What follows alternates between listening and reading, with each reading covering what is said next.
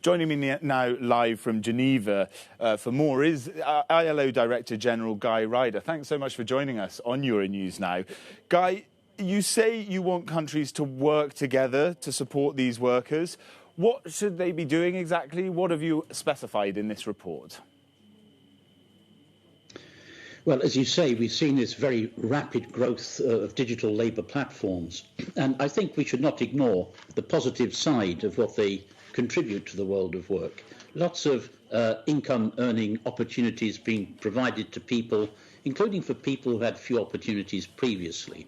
But at the same time, and you've mentioned some of the issues, they raise enormous challenges because they are transformational in terms of the way work is organised. And everything we put in place over the years to regulate work, to make sure it's done in acceptable conditions, doesn't really apply, or not automatically, to platforms. So, for example, that underlying key question, are digital labour platform workers employees of a platform, or are they independent contractors? That's a critical question.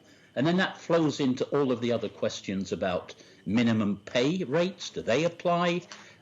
Social security in these times of COVID, sick leave, all of these issues come into play. And frankly, at the moment, we haven't really got our heads around how to deal with those challenges.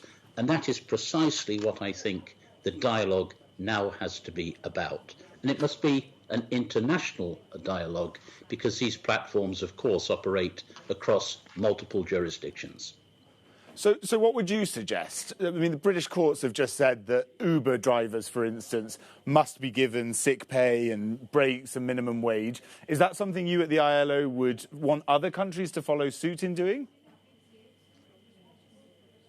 Well, what we've got, I think, is a pretty unsatisfactory situation now because that matter that you've just referred to is being played out in courtrooms and tribunals around the world, not always coming up with the same result, I might add.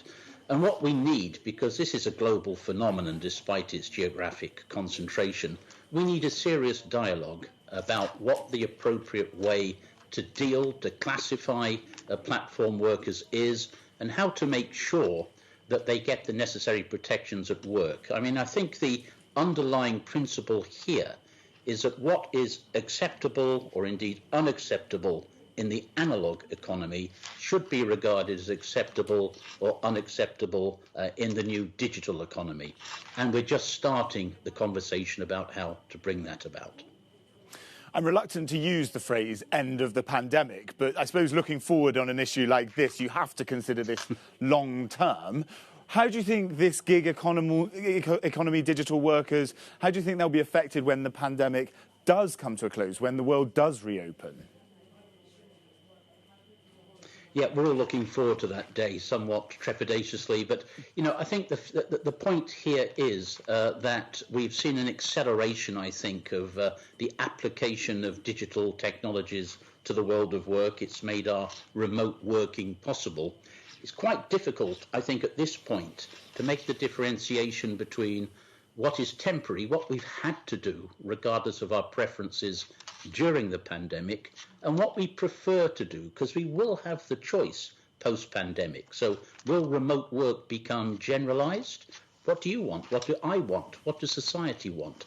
So I think the important thing here is not to believe that there is a predetermined solution dictated either by pandemics or by technology, and sit down and say, well, what are the societal preferences? What do we want to direct the policy debate towards? We have the choice.